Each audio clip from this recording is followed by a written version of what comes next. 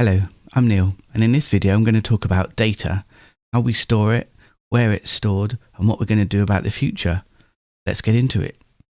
Data and storage go hand in hand. Ever since there was a computer, it needed some storage to either get the results or the data to start with. And then of course there's somewhere to store the code. But data is so much more than that. I bet you got some photos stored on the cloud. But there's three main types of storage. There's the storage, like I've just mentioned, your photos on the cloud. And so we can move data around all over the place, whether it's in the cloud, on a local device like your phone or your computer, or in the office. At work, for instance, you might store files on your local machine, a server in the office, and they might have a backup in the cloud. That's the same data in three different places. Something might be called backups or replication. How much data are we talking about though? Back in 2010, the amount of data created and replicated was about 2 zettabytes. This is equivalent to 2 million petabytes. Your typical home computer might have a terabyte storage locally, and your mobile phone even less than that. Current predictions say the amount of data stored anywhere on the planet is somewhere between 160 and 180 zettabytes. What do we use storage for? There's different types of storage. You've got that local accessible storage that you might use temporarily. In fact, you might not be using it at all. It's more likely that applications on your mobile phone, for instance, or your computer are going to be using that information. Stuff like where it just needs to store the screen image that you're looking at, for instance. That's in memory. In terms of storage, we're talking about that Word document you just wrote, that attachment you just put on that email, that kind of thing. And this is sort of temporary storage. You don't care about it. Once you've sent the email from your machine, you don't really know what it looks like in the cloud, as long as it gets to the other end in one piece. Another type of replication, by the way. Then there's the sort of information that gets accessed. It's a bit like this YouTube video. It's something that you access, you're not editing or changing, but you're looking at it. You're retrieving the data and consuming the information in it. And then the third type of information is archive. It's the sort of stuff that you don't really look at every day or even every month, but it's the sort of information you want to keep hold of. It might be something like your wills, only looked at in the event of your death. Or your accountant might keep your accounts around 7 years because that's what the law says we need to do. And after that we can destroy it. And as with all data, we need to keep the data safe. One of my 4 rules of cloud. We have security around it. We want to make sure the correct people access. And your photos might only be shared with certain people that you want to share those images with. The other side of keeping the data safe, of course, is being able to retrieve it. So when considering where to store your data, we want to make sure that it's secure, the right people access it, and that it is there to be accessed and all in one piece. There's a range of technologies that we can use in order to store data. So starting from the fastest at the top, we've got SSD and NVRAM, followed by hard disk drives.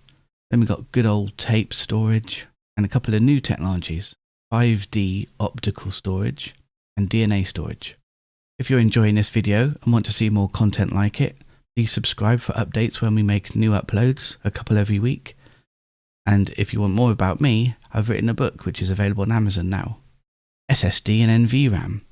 It's very quick and also very expensive. There's 2 types. You've probably heard of solid state disks. They kind of plug in on the NVMe interface and are very swift. Usually not very big storage, maybe half a terabyte or something like that. And then there's SD-RAM. This is a new type of storage where it plugs directly into the PCI interface. This means that the CPUs in your system can access it like memory. Makes it even faster than SD-RAM. Intel are working on this with this Optane range, and it can store about 1.5 terabytes. The advantage of SSD and NVRAM is that the data is stored whilst the computer is powered off. This means it's there ready to serve you when you next switch your machine on. Not like the static memory that is used by the computer when it calculates stuff and prints stuff on the screen, which gets lost on a power off. Hard disk drives. You've probably seen these inside a computer somewhere. They can be 5.25 inch like pictured here, or 2.5 inch. Most laptops have 2.5 inch drives. They're a balance of speed and capacity, but they do have moving parts and therefore can be at risk of failure. Hard disks are also an important part of a computer system. It keeps all the data whilst the computer is off. Tapes. These have been around for ages. You might watch an old Bond film where you've got the tape machines behind the villain's lair, spooling massive reels of tape. Of course, technology's moved along a bit now, and tapes come along in the form of cartridges. The latest cartridges can store 580 terabytes. It's quite slow to write to tape, and it's quite slow to restore from tape as well. They must be kept in a very controlled environment, and for that they can last a long time. Moving on to the new technologies, we're still in the archival space, or perhaps the viewing space. Competing for stuff like DVDs and books, we have the optical storage, developed in the University of Southampton, is now being looked at for storing this kind of data. It's very dense, stores a lot of data, but again is quite slow to write to. I don't know about any read access studies, as is still in progress. It's got a massive capacity. Picture here shows the entire Bible stored on one. It's that tiny little square right in the middle of the disk. It's quite solid and quite safe, a bit like DVDs are now, only the capacity is much higher.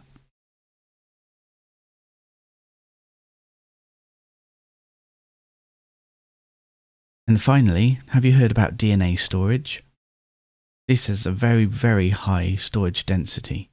The amount of data that we can store is huge. The commercial company in America called Catalog is currently researching and building on the information that Boston University created a few years ago. I'm very excited to see what this looks like in a practical sense, and I certainly will be looking out for news in this area. So there we have it, a roundup of what data is, where we store it, and the technologies that we use to keep it safe. For more information like this, look out for our next videos.